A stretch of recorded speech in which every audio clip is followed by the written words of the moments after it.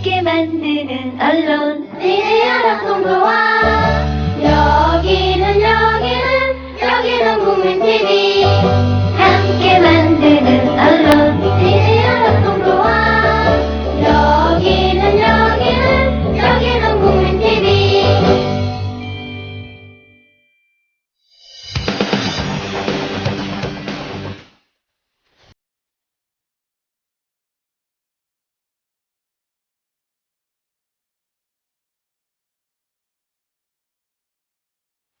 최동호의 스포츠당.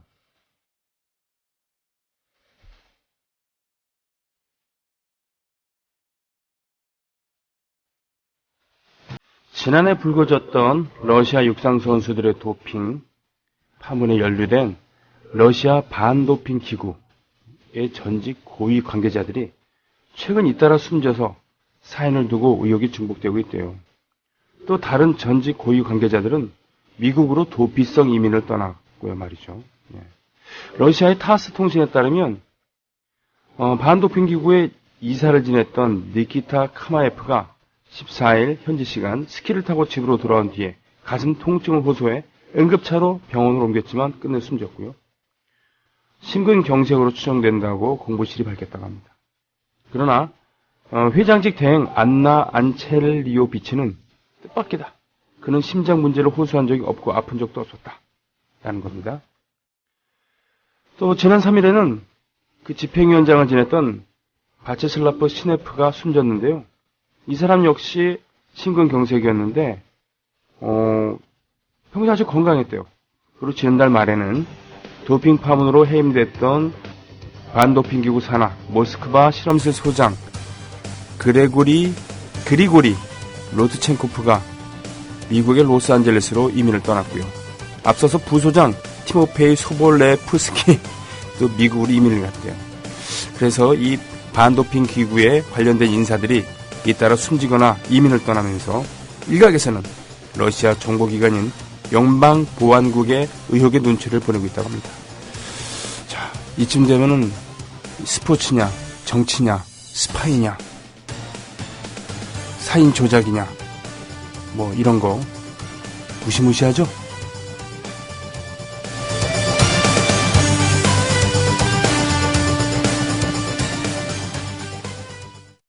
대한민국 투어. 우리 국민TV 남덕수 조합원님께서 운영하시는 이 대한민국 투어. 이분이 그 20년 경력의 베테랑입니다. 이분의 어떤 경험을 여러분께서는 그냥 버스에 앉아가지고 다 빼먹는 거예요. 20년 동안 쌓아둔 그 빅데이터. 그렇죠. 버스가 이제 28인승 최고급 리무진 버스도 있고 45인승 좀 더 많은 분들이 타실 수 있는 이런 버스도 있으니까 고급진 여행도 바로 남덕수 조합원님과 함께라면 가능하다.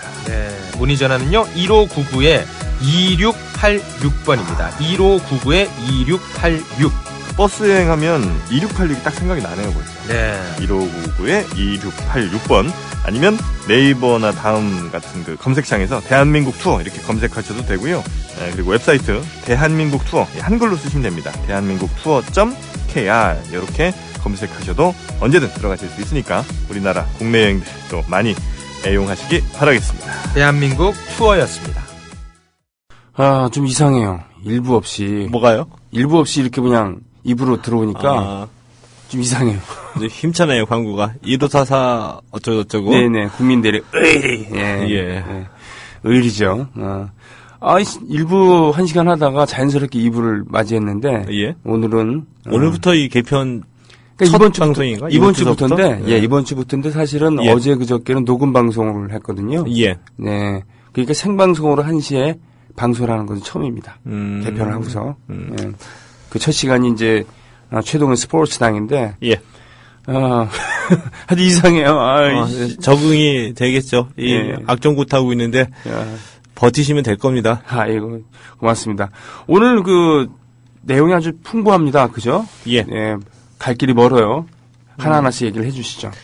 첫 번째 소식은 그 지카 바이러스 얘기를 안 할 수가 없을 것 같아요. 네, 지카 바이러스. 지난번에도 상당히 우려를 표명해 주셨는데.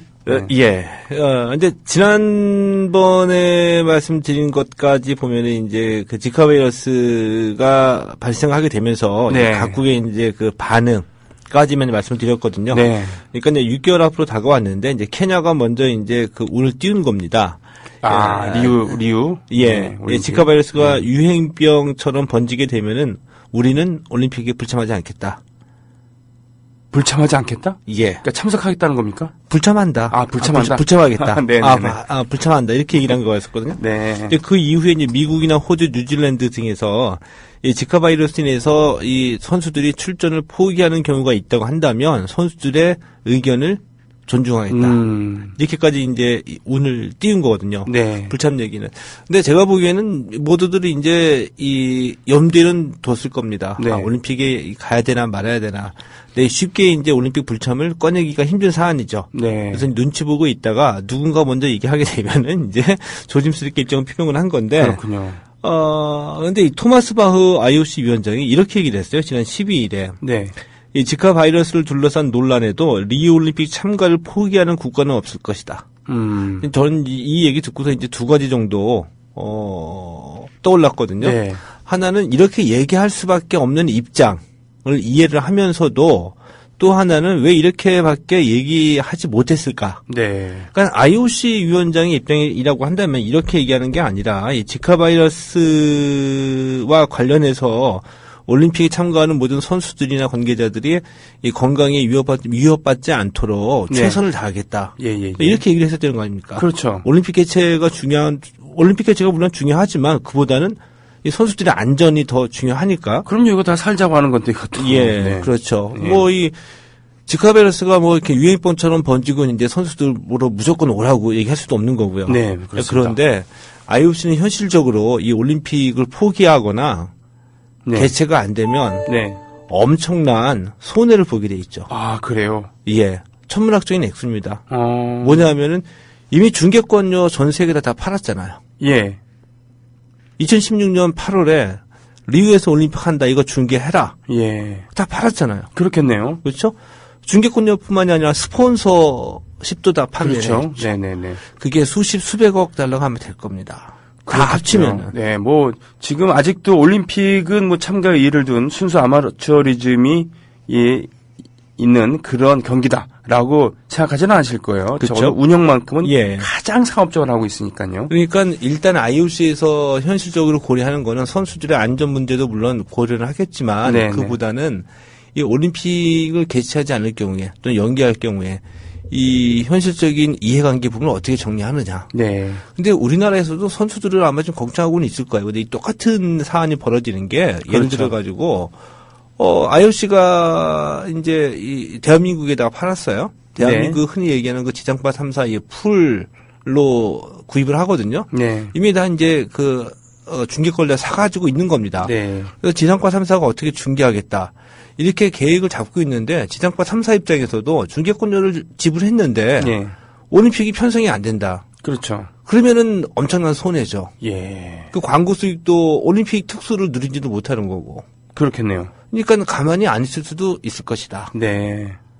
이런 문제들이 더 복잡하게 얽혀 있기 때문에 웬만하지 않으면 IOC는 강행을 하려고 할 겁니다. 네.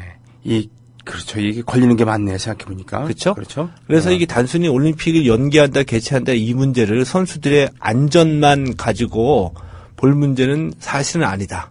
IOC의 속 사정은 물론 우리는 이제 안전을 최우선으로 얘기를 해야 되겠지만 네.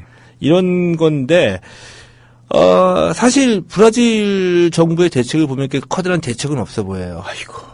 이제 백신도 아직 되지가 않았거든요. 네. 그래서 이제 브라질 정부가 대책 세운 거라고 해봤자 선수들 숙박, 네. 그러니까 호텔이나 이 선수촌, 그 사람들이 많이 모이는데 이 방역 활동 강화하겠다. 그리고 이게 매개차가 이집트 모기잖아요. 이집트 모기. 예, 이집트 모기들이 주로 서식하는 이 네. 숲을 완전히 근절하겠다. 그게 좀 힘들지 않을까요? 브라질이 매우 넓은 나라니까. 그래서 군인들을 22만 명을 동원하겠다는 겁니다. 그 규모의 입이 딱 벌어지긴 하지만 궁색해 보이죠. 그렇다고 아마존 숲을 밀어볼 수는 없는 거잖아요. 예. 네. 근데 우리 정부 또 우리 이 대한체육회에서는 어느 정도의 입장을 갖고 있나 저 유심히 살펴보고 있거든요. 네. 근데 아직까지 반응은 없습니다. 그래요? 예. 아무런 반응이 없어요? 예, 반응 없고 대책도 걱정만 하고 있을 뿐이지 대책은 없어 보여요. 대책이라고 해봤자 그러니까 지금 상식적인 수준에서 이렇게 심각하게 고려하고 있지는 않아요. 이거를 어떻게 짐작할 수 있느냐 하면은 지금 들리는 바에 의해서 지금 대책이라고 해봤자 선수들 교육시키겠다. 모기에 물리지 않도록 철저히 준비를 해라. 뭐 이 정도 수준이거든요. 지금 오케이 마리님께서는 이렇게 말씀해 주고 계세요. 예. 브라질이 아무리 올림픽 강행한다고 해도 강대국들 한두 나라씩 발 빼면 뭐 깨갱할 것 같습니다라고 얘기를 하는데. 이게 이제 문제인데 뭐냐면 강대국들이 예를 들어서 미국이나 영국 네. 그리고 이제 러시아를 얘기를 들게요. 이 나라들이 안전 문제를 이유로 선수들이 안전 문제를 이유로 이제 발을 뺄 수도 있습니다. 네. 발을 뺄 수도 있는데 복잡한 또 이해관계가 얽혀 있죠. 왜냐하면은 IOC는 지금 유럽 중심이거든요. 예. 그러니까 IOC 내에서 뭐 미국이나 러시아의 영향력이 크다고 볼 수는 없는데 예. 미국 같은 경우에는 사실 로비가 굉장히 발달돼 있죠. 로비. 예. 근데 이 로비는 뭐냐하면 우리가 뭐 이 군산복합 업체도 많이 떠올리고 있잖아요. 네. 이들의 이익을 위해서 실제로 전쟁을 벌이기도 하고. 그렇죠. 근데 IOC의 올림픽 파트너 중에서 미국 국적의 그 거대 글로벌 회사들이 있다는 얘기죠. 네. 이들도 로비를 할 수도 있겠죠. 그렇군요. 예. 그래서 이들의 그 이익 관계에 따라서 미국 정부를 움직여서 네. 미국 정부가 IOC 내에 있는 IOC 위원들을 또 움직일 수가 있겠군요. 있다는 얘기입니다. 이건 충분히 가능한 시나리오이거든요. 네. 근데 여러 가지 정황상 말이죠. 예. 보건당국 빼놓고는 이 올림픽을 좀 안 되게 하거나 아니면은 참가를 못하게 한다거나 이런 식으로 로비를 할 것 같지는 않은데요. 그렇죠. 올림픽 참가까지. 네네. 그러니까 예를 들면은 이 지카 바이러스가 어느 정도로 유행하느냐에 따라서 네. 상황은 달라지겠는데 네. 만약에 이제 지금 정도로 조금씩 소규모로 바이러스에 감염된 사람들이 나타날 경우에 네. 아마 제 예상으로는 선수들 개인적으로 난 못 가겠다라고 선언하는 선수들은 나타날 수 있다고 봐요. 그렇군요. 또 이렇게 될 경우에 이 국가가 너가 국가대표 선수이니까 참가를 해라라고 강요할 수가 없죠. 네. 그러니까 선수 차원에서는 이탈하는 사람들이 불참하는 사람들이 많이 있더라도 이 국가 차원에서는 불참을 선언하지는 않는 경우 네. 지금과 같은 상태가 지속된다고 한다면 그런데 이게 대규모로 유행병처럼 더 번져가지고 감염되는 사람들 또 희생자들이 계속 속출하게 된다고 한다면은 네. 심각하게 되면 어쩔 수가 없는 경우죠. 그렇겠네요. 예, 그런 경우도 볼 수 있겠고요. 네. 가장 복잡하게 벌어지는 경우는 아예 이게 유행권처럼 번져서 국가 차원에서 또 IOC 차원에서 올림픽을 연기 또는 개최하지 않는다 이렇게 네. 결정을 해버리면 되는데 네네. 소규모로 계속 번지고 있을 경우에 그래서 IOC와 이 브라질 정부는 우리는 끝까지 올림픽을 개최하겠다. 네. 안전에 이상이 없다. 이렇게 주장하면서 갈 경우에 근데 개인적으로 계속 이제 불참을 선언하는 선수들이 나올 경우에 이럴 경우에 이제 골치가 아파지는 거죠. 그렇군요. 그러니까 지금 결국은 힘을 갖고 있는 집단들이 어떤 자세를 취하느냐 그리고 그 이면에는 이 지카 바이러스가 어느 정도로 확산될 것이냐 이것이 남아있군요. 지금 6개월이 남아있으니까. 가장 중요한 거는 브라질 정부의 능력이라고 봅니다. 네. 그 지카 바이러스를 어떻게 대처해 나가느냐, 이 방역과 이 보건 능력에 따라서 올림픽의 향방이 달라질 수도 있겠죠. 네, 요즘에 대한민국 정부보다는 훨씬 유능한 길 바라볼 뿐입니다. 네. 보니까 지금 소두증 원인이 예. 지카 바이러스는 10% 미만이다라는 KBS의 그런 보도가 나왔네요. KBS 보도입니까? 네. 일단 신뢰가 안 가네요.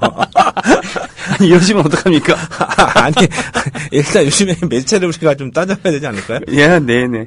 그래서 소두증 원인이 지카 바이러스가 8.9%고, 예. 나머지는 지금 모른대요. 예. 그래서, 왜 소두증에 걸렸는지 브라질 내 소두증 확진 환자 얘기입니다. 예. 91%는 아직 원인이 밝혀지지 않은 상황이래요. 그래서 왜? 이것도 KBS가 취재한 네. 그 원 출처가 있을 거 아닙니까? 근데 원 출처가 예를 들어 브라질은 보건당국이나 브라질 내에 있는 이 연구소라고 한다면은 일단은 좀 의심해 볼 수도 그렇죠? 있겠죠. 예. 아무래도 지카 바이러스의 영향을 축소시키려고 하는, 이렇게 열중할 테니까요. 근데 브라질은 굉장히 심각합니다. 왜냐하면은, 2014년에 월드컵 개최할 때에도 월드컵 개막 직전까지도 경기장이 지어졌네, 안 지어졌네, 이거 논란거리 기억하시잖아요. 네, 그렇죠. 예, 그리고 급하게 100% 완공이 되어지지 않은 상태에서 월드컵 추진했거든요. 네. 그리고 월드컵 폐막 직후에 우리를 놀라게 했던 사진들도 많이 나왔어요. 그 경기장 사후 활용이 제대로 안 되니까 관리가 안 돼서 그냥 노숙자들이 그라운드 들어가가지고 텐트 치고 거기서 그냥 뭐라고 할까요? 돈 안 내고 임대하는 거죠. 네. 멋지네요. 그런 장면 사진들이 많이 나돌아다녔죠. 이런 상황인데 지금 경기난 때문에 어려워 죽겠는데 올림픽 준비하겠다고 없는 돈 짜내가지고 지금 시설 투자하고 있는 와중이거든요. 네. 이거 다 놀리게 되는 거 아닙니까? 그렇군요. 그러니까 브라질 정부도 웬만하면 강행하는 게 네. 특수를 늘어보겠다. 이런 계산을 안 두들길 수가 없다는 거죠. 그렇군요. 예. 그러고 보니까 지난 1976년에 몬트리올 올림픽이 사실은 급하게 경기장 짓느라 경기장은 다 짓지도 못하고 예. 그리고 끝난 다음에도 활용을 잘 못하고 그랬던 예 아니겠습니까? 대표적인 예.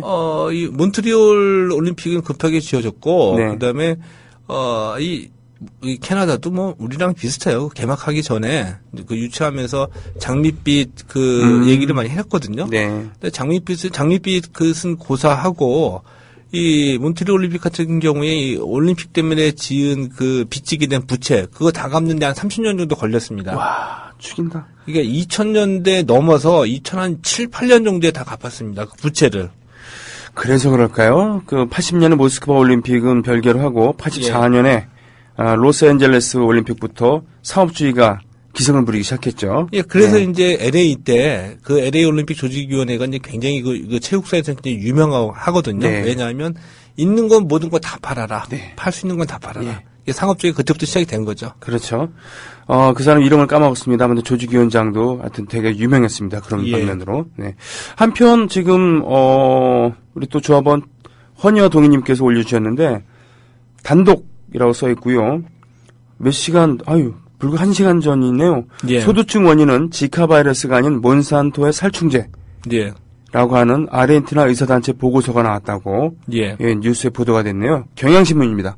KBS보다는 훨씬 믿을만하겠죠? 근데 아르헨티나 의사단체 보고서를 그냥 이거 해석해 놓은 거잖아요. 그렇죠. 그렇죠? 영국 일간 텔레그라프 등 다수의 외신들에 따르면 예. 농작물에 농약이 살포된 마을들의 의사들이라는 이름의 아르헨티나 의사단체가 이달 초 브라질에서 소두증 환자가 많이 발생한 원인으로 피리프록시펜이라는 성분이 포함된 물질이 든 살충제를 지목하는 보고서를 펴냈다는 겁니다. 예. 그렇군요. 일본 스미토모 화학에서 만든 살충제인데 브라질 정부가 2014년부터 지카 바이러스를 옮기는 모기 개체수를 줄이기 위해 해당 살충제를 대량 살포한 바가 있는데 바로 해당 살충제를 뿌린 지역의 식수에 영향을 받은 거라고 하는 겁니다. 그 브라질에서 소두증 증상이 나타난 아이들을 조사한 결과가. 예. 근데 우리가 뭐 예상해 볼 수 있는 거는 일단은 이 지카 바이러스가 빨리 이제 근절이 되고 박멸이 되기를 네. 바라야지 되는 거고요. 이 네. 올림픽이 걸려 있기 때문에 아무래도 이 브라질 정부나 아니면은 이해관계 집단 속에서 이 지카 바이러스의 위험성을 굉장히 축소하는 여러 가지 보고서나 이런 것들이 많이 나올 수도 있다. 나올 가능성은 있다라고 네. 생각은 해볼 수는 있겠죠. 아무튼 국력을 집중해서 이 부분에 대해서 대책 마련에 부심을 하고 있겠죠. 예. 뭐 잘 되길 바랄 수밖에 없네요. 아무튼요. 네. 저와는 상관이 없지만 우리랑 상관없지만 워낙 이해관계가 복잡하니까. 저도 작은 이해관계는 걸려 있습니다. 그렇군요. 네, 올림픽이 만약에 치러지지 않게 되면은 저도 이제 심각한 이 올림픽 특수를 특수를 못하게 되는 그렇군요. 피해자 중에 한 명이지만 그럼에도 불구하고 안전이 최선이죠. 하긴 올림픽이 좀 개최가 돼야지 이 최동훈 스포츠당 예. 프로그램도 예. 풍성해지니까 저도 이해관계가 있네요. 예. 예. 좋습니다. 그래서 지카 바이러스 얘기 됐고요. 근데 의외입니다. 한화가 프로야구 최고 연봉 구단으로 등극했다는 게 그렇죠? 예, 그렇습니다. 지난 11일에 이제 KBO가 2016 시즌 선수들 등록을 다 마감을 했거든요. 예. 그러면서 이제 연봉이나 이런 것들 집계가지고 다 발표를 한 겁니다. 예. 최고 연봉 구단. 난 삼성이 아니고요. 삼성이 타의 추정을 불허했었잖아요. 네. 삼성을 제치고 한화가 최고 연봉 구단으로 등극을 한 겁니다. 한화는 예를 들면 롯데만큼은 아니더라도 롯데도 만만치가 않았습니다. 롯데는 한화, 삼성에 이어서 3위였습니다. 그래요? 예. 의외네요. 어쩌다 이렇게 된 의외죠. 거죠? 예. 근데 이 한화 같은 경우는 우리가 충분히 짐작을 해볼 수는 있죠. 예. 그동안 한 2, 3년 사이에 김성규 감독을 위시로 해서 FA 선수들을 꾸준히 영입을 해왔잖아요. 네. 그래서 예를 들게 되면 이게 여러 가지 그 소 항목이 있거든요. 네. 그래서 예를 들어가지고 프로야구 1군 엔트리가 27명이거든요. 네. 그러니까 1군 엔트리 선수들의 평균 연봉만 따져보자. 네. 따져보게 되면 한화가 가장 높습니다. 3억 3,241만 원입니다. 그러니까 1군 엔트리 선수들의 평균 연봉도 한화가 가장 높고요. 네. 삼성이 2억 7천만 원대. 차이가 좀 많이 나죠. 그 다음이 롯데순입니다. 그렇군요. 그리고 이 1군뿐만이 아니라 이 야구단 전체 선수들. 네. 야구단 전체 선수들 평균 연봉을 따져보더라도 한화가 1등입니다. 그래요. 한화가 1억 7,900만 원. 다음은 삼성 롯데순입니다. 순위가 똑같네요. 예. 예. 근데 왜 이렇게 되느냐? 우리 얼핏 보면 우리가 충분히 알 수 있습니다. 그러면은 프로야구 전체 선수들이 한 630여 명 정도가 되거든요. 네. 이 중에서 가장 많은 연봉을 받는 선수는 누구냐? 누굽니까? 한화의 김태균. 와. 16억 원. 5년째 연봉 킹이거든요. 그렇군요. 그럼 외국인 선수 중에서 2016년 뛰게 될 외국인 선수 중에서 가장 많은 연봉을 받고 있는 선수는 누구냐? 한화의 로저스입니다. 22억 원. 그렇군요. 이 두 선수만 합쳐도 40억 원에 그렇죠. 가까운. 예. 그러니까 한화가 한 2, 3년 사이에 굉장히 많은 투자를 하고 있다. 아마도 이제 김승현 회장이 한번 지난해에 그 한화 마리하나 돌풍. 네. 가지고 청와대까지 가가지고 무슨 그 야구 얘기하고 그랬다고 하는데 이런 야구단의 이런 어떤 그런 이 효과를 아마 절감했나 봐요. 그래서 이제 강력한 좀 의지가 있었었다. 그래서 한화 선수단에게는 이게 오히려 좀 부담으로 작용할 수는 있겠죠. 왜냐하면 연봉 1위 구단인데 그 의미가 그렇구나. 뭐겠습니까? 우승하라는 얘기죠. 그래서 저는 실제로 한화가 지금 올해에 어떤 성적을 낼지 우승을 할지 안 할지 이거 참 궁금해지고요. 이제 또 하나 궁금해지는 건 뭐냐면은 삼성입니다.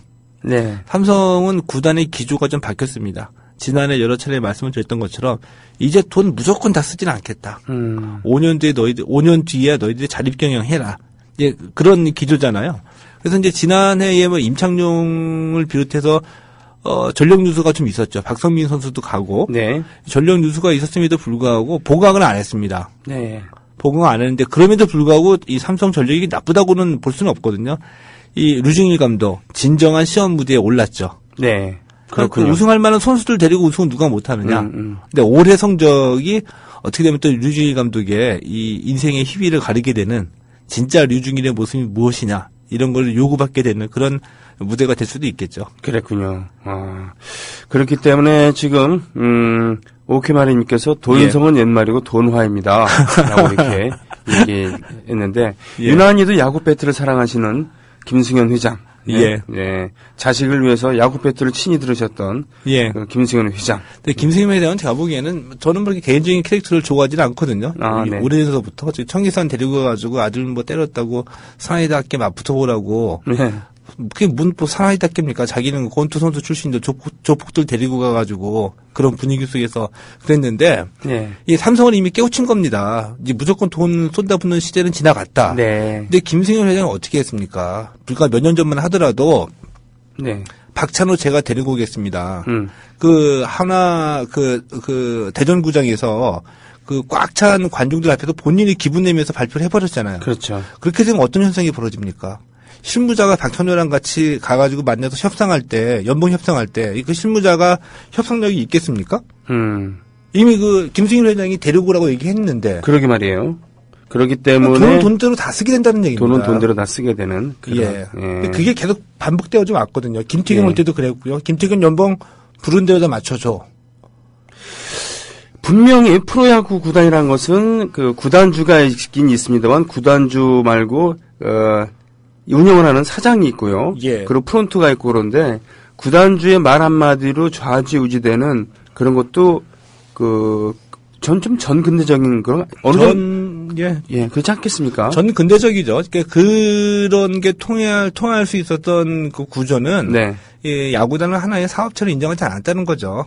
내 기분 내는 대로 우리 기업의 위상대로 돈 이런 거 신경 쓰지 말고 우승이나 해라. 네. 근데 이거를 한 이제 20년 넘게 30년 넘게 해오다 보니까 네. 이제 기업에서도 이거 언제까지 적자만 볼 수는 없다. 이걸 먼저 깨우치는 구단이 삼성이 먼저 나온 겁니다. 네. 그렇군요. 예. 그래서 돈으로 해볼 것은 다 해본 구단이 돈이 다가 아니다는 것을 예. 깨달았다는 그런 것은 참 아이러니하네요. 근데 이게 이제 한화 구단 직원들에게 프런트 직원들에게 네. 거기 이제 영민한 분들도 몇몇 분 계시거든요. 예. 스포츠 마케팅의 꿈을 안고서 입사한 분들인데 이분들에게 또 원하지 않는 부담을 또 지어주게 된 겁니다. 네. 하나 같은 경우 뭐냐 하면은 예를 들어 가지고 넥센이나 이런 구단이 우승을 해버리게 되면 아니면 준우승이나 좋은 성적을 거두게 되면 그럼 하나구단 같이 돈을 많이 쓴 구단은 뜬금없이 구단주로부터 또 질책을 당하게 되죠. 우리가 쓴 돈이 얼만데 네. 내가 너희들 우승하라고 내가 지원해 준 게 얼마고 어떤 선수를 얼마큼을 갖다 놨는데 왜 넥센보다 성적이 안 나냐. 이런 질책이 나오게 되는 거죠. 그러니까 부담스럽죠. 그 직원들은. 그렇군요. 알겠습니다. 이상 돈에 얽힌 명암이라고나 할까요? 예. 예, 그 얘기를 좀 해봤습니다. 한화. 뭐 개인적으로 저는 선수들이 연봉이 높아지는 것은 중요한 얘기를 빼놨습니다. 예. 근데 여기까지만 얘기가 들으면 프로야구 선수들 돈 많이 받는 것 같거든요. 네. 중요한 얘기인데. 네. 근데 실질적으로는 이 프로야구 전체 등록 선수가 올해 616명이거든요. 네. 이 가운데 53.7%가 연봉 5천만 원 미만입니다. 정말입니까? 예. 반 이상이 연봉 5천만 원. 절반 이상이 연봉 5천만 원 미만입니다. 그리고 616명 중에서 136명이 프로야구 최저연봉 2,700만 원을 받고 있는 선수들입니다. 심하군요. 심하죠. 네. 그렇기 때문에 프로야구 선수 돈 많이 번다. 이렇게 얘기하면 틀린 얘기가 되는 거죠. 실제로 절반 이상이 5천만 원 미만인데 몇몇 선수만 그중에서 1억이 넘는 선수는 더 적을 거 아닙니까? 그렇죠? 1억 그러니까 억대 연봉 받는 선수들은 한 23% 정도가 돼요. 23%. 예, 23% 되는데 이것이 의미하는 바는 뭐냐 하면은 프로야구 출범 초창기랑 비교를 해보면 그러니까 최고 연봉 또 억대 연봉 선수들은 이 억대 연봉 선수들의 금액이 늘어나는 그 비례를 네. 최저 연봉의 상승이 쫓아가지 못했다는 얘기입니다. 그렇군요. 예. 그러니까 다수의 저임금 그런 선수들 그 위에서 몇몇 선수들만 그 10억을 능가하는 또는 그 전후로 5억을 넘는 그런 고액 연봉자들이 있는 건데 예. 사실 프로야구 프로 경기라는 그 특성상 젊을 때 한때잖아요. 게다가 부상이라도 당해서 조기 은퇴라도 해야 된다면 정말 막막한 예. 그런 거라고 한다면 사실 전체 연봉 수준이 높아져야 되는 거 아닌가 이런 예. 생각을 좀 하게 됩니다. 예. 좋은 그 지적을 해주셔서 고맙습니다. 한편 여기도 돈 얘기인데 예. 유럽 축구 팬들이 티켓 가격을 항의했다고요? 예, 그렇습니다. 예, 이게 뭔 얘기입니까?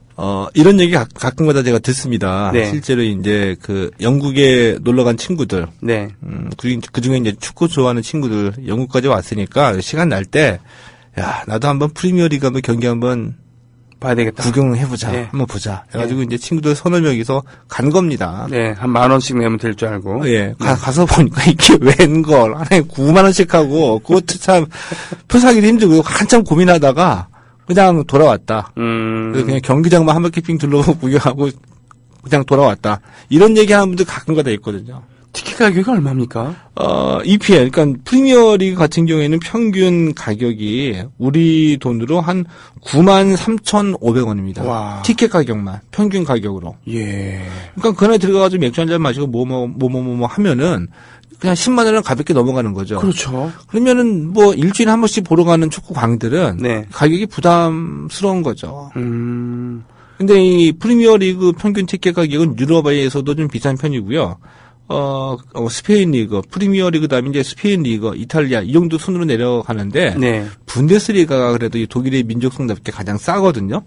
분데스리가는 평균 가격이 한 4만 원 정도 됩니다. 네. 4만 원 정도가 되는데 4만 원 정도. 예. 이 분데스리가 이 도르트문트 이 팬들이 네. 소동을 벌였어요. 비싸다고? 예, 왜 비싸냐면은 예. 이제 슈투트가르트하고 원정 경기를 갔거든요. 네. 그러니까 그 티켓 가격은 예. 홈 구단이 결정하는 거예요. 그러니까 슈투트가르트에 가면은 슈투트가르트 구단이 이제 네. 결정하는. 근데 슈투트가르트 그 구단이 갑자기 이 티켓 가격을 9만 원을 올려버렸죠. 4만 원대에서? 예. 와. 그러니까 이 도르트문트 팬들이 열받아가지고 일종의 시위를 했습니다. 네. 경기장에 들어가가지고 침묵 시위. 그러니까 약간 느낌이 굉장히 살벌하죠. 꽉 들어찼는데 네. 조용한 겁니다. 거기서 선수들이 뛰고 조용해졌는데 그 다음에 이제 침묵 시위 끝나고 난 다음에 테니스 공 있죠. 네. 테니스 공 수백 개를 그라운드에 막 던졌어요. 근데 경기가 실제로 중단이 됐습니다. 네. 이런 일이 이제 벌어졌어요. 그래서 축구 티켓 가격은 감당할 수 있는 것까지 된다. 네. 예를 들면 이런 식의 이제 그 걸개들 현수막을 막 펼쳐보이고 시위한 예, 건데 예. 독일은 싼데도 이 정도인데 네. 아까 말씀드렸던 EPL 가격 있죠. 네. 그 프리미어 리그. 네네. 이게 엄청 비싸다는 게 한 4, 5년 전부터 계속 얘기가 나왔던 거였었죠. 근데 이 와중에 이 눈치 없는 리버풀 이 내년 티켓 가격을 네. 올해 말고 2017년도 네. 내년 티켓 가격을 리버풀은 더 비싸거든요. 네. 평균 가격이 한 10만 원 정도 됩니다. 10만 원에서 13만 원을 올리겠다라고 인상 계획을 발표한 겁니다. 30%를 올리는 거네요. 예, 거기다 13만 원이면은 이 축구가 무슨 이 노동자 서민들의 경기가 아니라 중상류층 이상이 보는 경기가 돼버리는 거잖아요. 티켓 가격이 이 정도면은. 와, 13만 원이면은 지금 환율로 따지면 100유로 가까운 거네요. 그렇죠. 엄청나네요. 예. 네.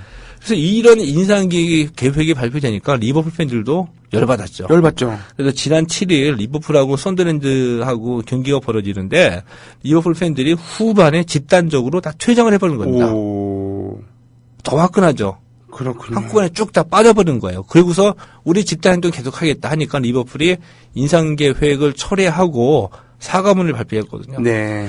근데 한 몇 해 전서부터 이제 너무 비싸다. 이런 문제들이 영국과 잉글랜드에서는 좀 심각하게 벌어지고 있다는 얘기들이 이제 조금씩 듣고 있었었는데, 네네. 이런 이제 팬들의 가격 저항이 시작이 된 겁니다. 네. 근데 이 팬들의 가격 저항의 심리에는 뭐가 있냐면은, 축구는 다르다. 축구는 다르다. 테니스랑 무슨 뭐 골프랑 뭐 수영이나 이런 것과 다른 거다. 근데 그 말이 일리가 있죠. 그래서 축구는 노동자의 스포츠고 서민 스포츠다. 예, 예.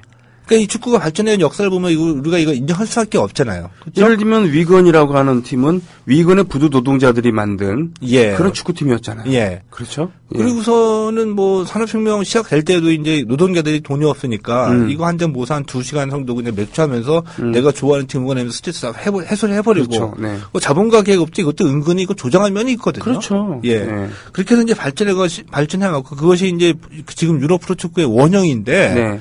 그래서 누가 봐도 축구는 서민 스포츠고 노동자 스포츠인데 이게 좀 역설적이게도 이런 서민과 노동자들의 지지를 바탕으로 해가지고 이게 극도로 발전해서 산업화, 네. 또 상업화가 되고 글로벌 스포츠로 발전을 해버리니까 네. 이제 비용 발생이 증가한 거죠. 네. 경쟁이 치열해지니까 선수들의 몸값은 천문학적으로 뛰어버리고 네. 구단 간의 경쟁이 또 치열해지고. 네. 그러니까 구단에서는 제일 먼저 손쉽게 뭘 하겠습니까? 비용 부담을 그렇군요. 전가를 하는 전가하기 위해서 티켓을 인상하는 거죠. 이렇게 되면은 이게 노동자들 서민들이 지지를 해왔는데 오히려 이게 중상류층 이상의 그 스포츠가 되면서 노동자와 서민들이 또 여기서 소외되는 이게 지금 굉장히 역설적인 일이 좀 벌어지고 있는 거죠. 그랬군요. 자, 고대 로마가 그 로마 시민들에 대한 지나친 그런 뭡니까? 그 선심 정책. 예. 그래서 무료 경기, 무료 콘서트, 무료로 빵을 나눠주거나 이런 게 그 팽배했다, 비일비재했다라는 거였다고 하면 이건 좀 반대되는 현상을 자본가들이 축구 구단을 소유하면서 예. 모든 것을 자본의 논리로 하고서 그 부담을 팬들에게 지우려고 하는. 네. 그러나 허락하지 않는 축구 팬들. 네. 그 유럽 쪽의 축구 팬들은 확실히 알고 있어요. 네. 그 뭐냐면은 축구만큼은 안 된다. 알겠습니다. 너희들 마음대로 안 된다. 예. 이게 이제 기저의 심리적인 저항이 굉장히 크거든요. 기득권을 가진 세력들은 자기들이 알아서 양보하는 법이 절대로 없습니다. 그렇죠. 이럴 때는 힘없는 다수들의 뭉치는 수밖에 없죠. 힘없는 다수들이. 예. 알겠습니다. 잠깐 쉬었다고 오죠, 뭐. 예. 바닐라 무드라고 하는 그런 일본 팀인가 봐요. 머니, 머니, 머니 듣고 오겠습니다.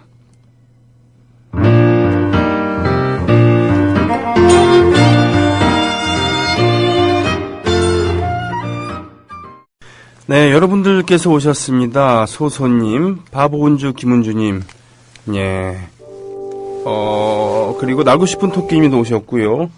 오케마리님, 치용님, 헌여동이님, 세븐데포딜스, 일곱송이 수선화님이군요. 행복한 동이맘니도 오셨습니다. 고맙습니다. 모두 고맙습니다. 한편, 감사합니다. 4가지가 남았는데, 어떡할까요? 4가지를 다 얘기할 수 있을까요? 아니면은, 선택을 해주실래요? 순서대로. 해볼까요? 일단 이제 가보죠. 네. 예. 체육단체 통합 갈등, 이런 얘기가 있습니다. 예. 이거 다른 삼성에 대한 얘기인가요? 아니면은? 아닙니다. 이게 대한체육회하고 국민생활체육회를 이게 통합을 하거든요. 아, 네. 근데 이게 이렇게 일반 스포츠 팬들이 이렇게 관심을 갖지는 않는 그 뉴스인데. 네. 근데 굉장히 좀 중요한 의미를 갖고 있고. 네. 이게 좀 사단이 벌어졌습니다. 그러니까 대한체육회하고 국민생활체육회를 통합한다는 의미는 지금까지 엘리트 스포츠하고 생활체육이 전혀 물과 기름처럼 따로따로 운영이 되었거든요. 그랬었죠. 예, 이러다 보니까 이제 예산 낭비도 심하고, 그래서 지금 시대, 앞으로 시대의 한국 스포츠가 가야 할 바는 엘리트 스포츠가 아니라, 네. 이 국민들에게 이 삶의 질, 네네. 건강, 그 노후의 건강, 그 행복, 이런 복지 차원의 스포츠를 펼쳐야 된다. 네. 이런 밑그림을 그리고서 이제 이걸 합치자는 거였었거든요. 그렇죠. 그런데 합쳐서 보면은 이 합친 단체를 이제 통합체육회라고 얘기를 하게 되면, 네. 통합체육회의 임무는 아무래도 이 생활체육과 관련된 업무가 더 많아지겠죠. 네, 그렇죠. 대한체육회가 속된 말로 하면은 눈치를 깐 겁니다. 우리는 죽는다. 그렇군요. 그러니까 대한체육회가 쉽게 통합에 응하진 않는다는 응할 거군요. 리가 없겠죠.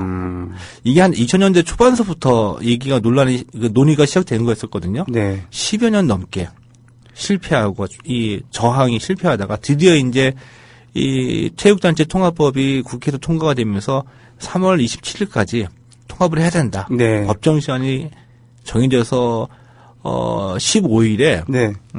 이 통합체육회 발기인 총회를 했는데 네. 하려고 했는데 대한체육회 쪽의 반발로 무산돼 버렸습니다. 아이고. 아무리 그렇다 하더라도 10몇 년간에 걸친 논의가 있었고 준비가 있었으면은 이제 좀 해줘야 되는 거 아닙니까? 해줘야 되는데 그들의 성모하면은 이제 그들의 일자리가 없어지거나, 네.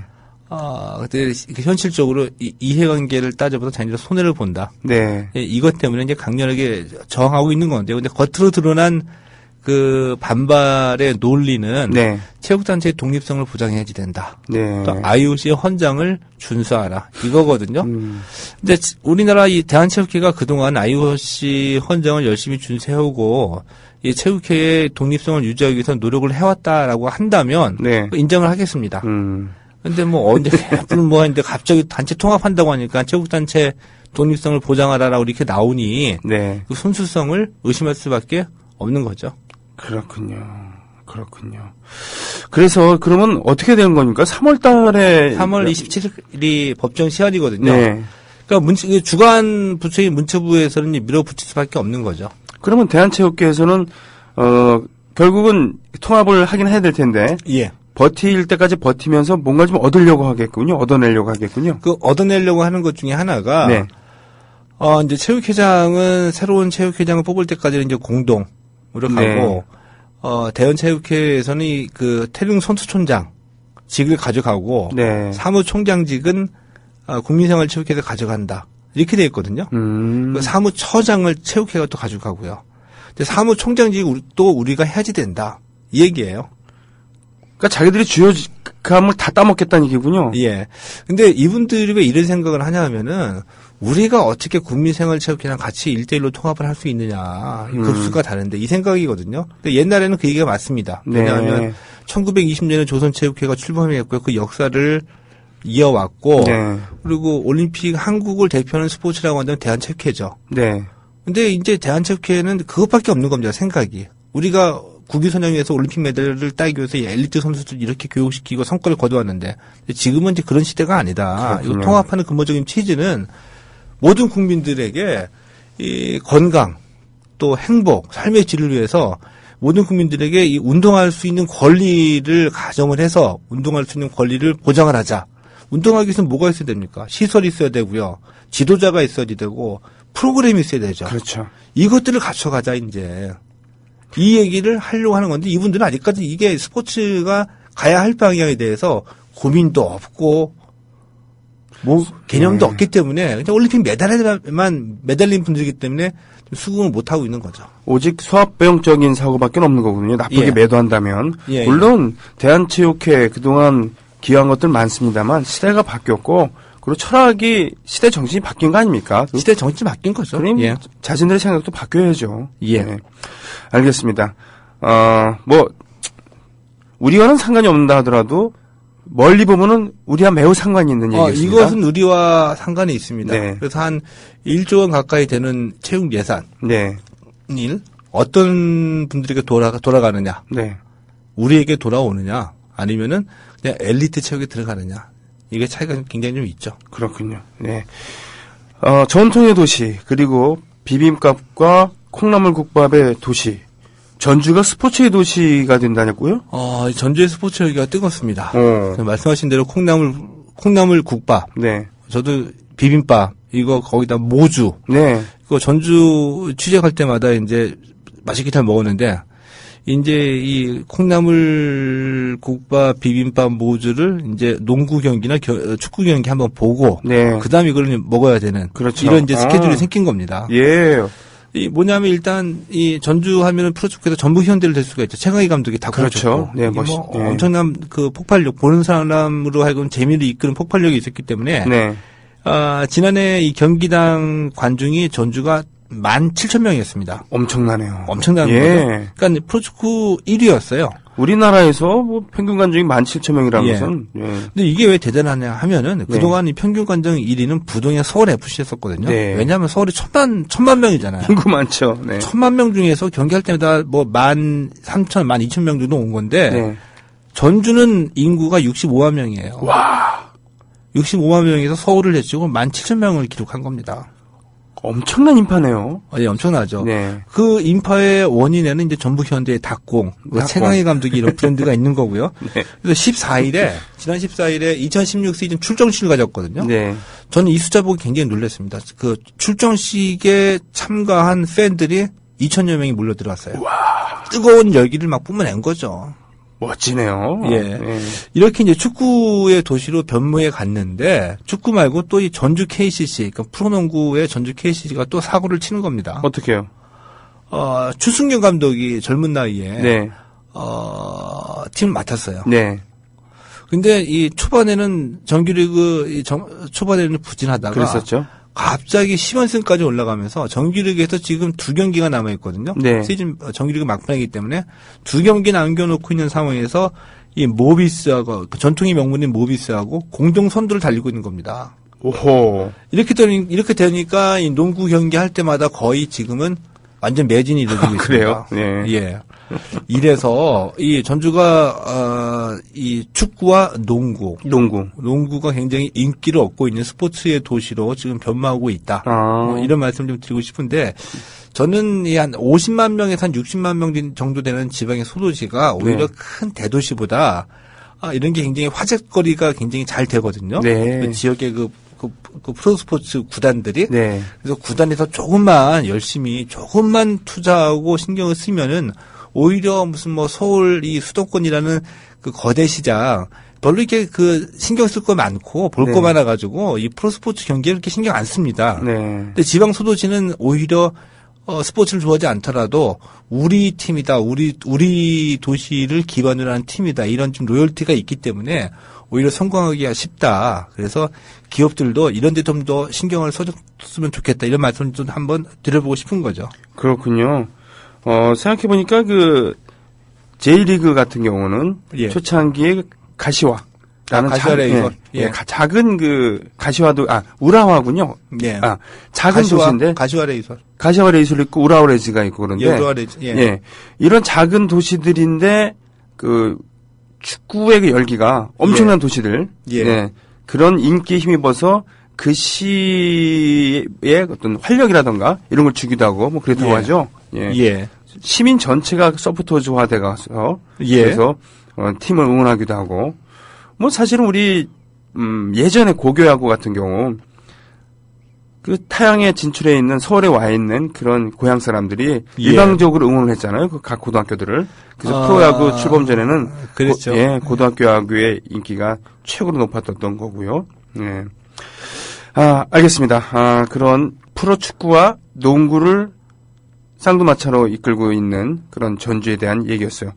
중국 진출 외국인 선수가 K리그로 유턴을 하고 있다고요? 이거 간단하게 요약만해서 말씀을 드리면 우리 지난해까지만 하더라도 K리그가 굉장히 위기감을 느꼈습니다. 중국 때문에. 그러니까 중국 프로축구가 뭐 그 차이나원이나 앞서가지고 우리 감독도 다 빼가죠. 그렇죠. 선수를 다 빼가죠. K리그가 중국의 그 자본력에서 경쟁 상대가 안 되니까 K리그 앞날이 뭐냐. 이 중국의 선수 공급 시장으로 전락해버리는 것이 아니냐. 이렇게 이제 엄청난 그 위기감을 느꼈는데. 불과 무슨 뭐 1년도 안 돼가지고 또 상황이 급변해버린 겁니다. 어떻게요? 이 급변하게 된 상황의 이면에는 이 중국 프로축구의 과열이 자리를 잡고 있는데. 그러니까 이번에 올 겨울에 이적 시장에서 예를 들게 되면은 뭐 이 장수 순윙이라는 팀이 이 프리미어 첼시에서 뛰고 있던 하미레스.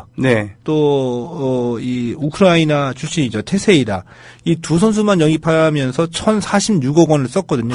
이적료만? 연봉은 빼고. 세상에. 그리고 에두라고 지난 시즌 전북 현대를 이 득점 선두 달리면서 전북 현대의 에이스로 뛰었던 에두 선수가 시즌 도중에 이 K리그를 대표하는 선수인데 중국의 프로축구 2부 리그 허베이로 갔어요. 근데 2부 리그로 간 겁니다. 돈 많이 주니까. 근데 에두가 이 허베이를 1부 리그로 승격시켰거든요. 근데 지금 팀에서 나오려고 그래요. 왜요? 왜냐하면 이 1부 리그로 허베이가 승격해서 보니까 1부 리그 팀들은 전부 다 유럽의 빅리그 외국인 선수 데리고 오는데 우리도 빠질 수가 없다. 그래서 이번에 겨울 이적 시장에서 허베이도 그 이탈리아의 그 AS 롬에서 뛰고 있는 제르비뉴 선수. 이적료 234억 원 주고 데리고 오고. 그러니까 중국 프로축구가 또 외국인 선수에 대한 기준이 유럽 빅리그로 바뀌어버린 겁니다. 유럽의 빅리그로. 그러니까 이제 K리그에서 갔던 선수들은 경쟁력에서 밀리게 되니까. 개밥의 도토리가 된 설자리가 없어지는 거죠. 그래서 이제 일부 외국인 선수들은 중국에서 나와가지고 다시 옛 고향인 K리그 문을 막 두드리고 있는 겁니다. 여기서는 그래도 인정받고 인기도 얻고 그러니까 존재감을 과시할 수가 있다. 라는 그런 느낌이겠네요. 그렇게 돼버린 거죠. 근데 이 우리 선수들 같은 경우는 약간 좀 아직까지는 그래도 좀 유리한 환경이 있는 게 이 중국이 슈퍼리그 1부 리그에서 이 외국인 선수가 팀당 5명이거든요. 팀당 5명이고 경기당 3명까지 줄 수가 있는데 이 5명 중에 아시아 쿼터가 1명이 있는 겁니다. 그러니까 우리 선수들은 다 아시아 쿼터로 들어가고 있기 때문에 있는데 근데 아시아 쿼터로 거기 들어가 있다고 하더라도 이 주전 경쟁력이 더 심화되게 돼서 유럽에서 온 선수들에 밀리면 뛰지를 못하잖아요. 네. 뛰지 못하게 될 경우에는 다시 K리그로 돌아올 수가 있다. 그렇군요. 네, 지난해까지만 하더라도 야, 이 중국의 차이나머니 공세는 어떻게 이렇게 견딜까? 우리가 이 시장 그 선수 공급 시장으로 전락해 버리는 게 아닌가? 엄청난 고민에 빠졌는데 상황이 또 이렇게 변했습니다. 오히려 급이 달라졌다는 얘기군요. 쉽게 얘기하면은. 그렇죠. 외국인 선수는 무조건 유럽의 빅리그 출신으로 예꾼다는 거죠. 참 중국의 변화는 정말 눈이 부시다 못해서 두려울 정도입니다. 근데 나름 보면 중국이 참 교묘하다고나 할까요? 그 돈질을 잘하는데 엄청난 돈을 쓰고 있는데 지금 유럽의 경제가 그렇게 좋지 않죠. 네. 싼값에 세일로 사가고 있는 거고요. 특히나 이번에 브라질 선수들 많이 데리고 갔거든요. 네. 브라질도 경제는 아니잖아요. 네. 브라질 프로축구 팀에서도 월급을 못 주는 팀이 지금 나타나고 있거든요. 세상에. 이 선수들의 싼값에, 그러니까 싼값이라고 해서 절대적으로 싼값이 아니라 잘 나갈 때보다는 비교적 이 싼값에 많이 데리고 오는 거죠. 네. 그렇군요. 자, 좀 살살 달려달라고 중국에 좀 부탁을 좀 해야 될 거 아닌가 싶기도 합니다. 예. 이제 끝내야 됩니다만, 예. 약간의 시간이 한 1분 30초 정도 있는데, 예. 리디아 고가 뉴질랜드에 1위를 지켰다고요? 이 리디아 선수가 네. 이 여자 골프 세계 랭킹 1위잖아요. 네. 근데 6살 때 뉴질랜드 이민 가가지고 성공한 선수거든요. 네. 근데 지난 14일에 이 막을 내린 대회인데 뉴질랜드 오픈 대회가 있었습니다. 네. 뉴질랜드 여자 오픈. 여기서 우승했거든요. 네. 근데 이 대회가 상금도 별로 없어요. 세계 랭킹 이 포인트 관리하는 데도 도움은 안 되는 대회입니다. 네. 근데 다른 대회를 다 빼놓고 여기 참석했습니다. 우승을 했거든요. 예. 우승을 한 다음에 시상식에서 눈물을 흘렸습니다. 그러니까 뉴질랜드 골프협회에 고맙다. 뉴질랜드에 고맙다.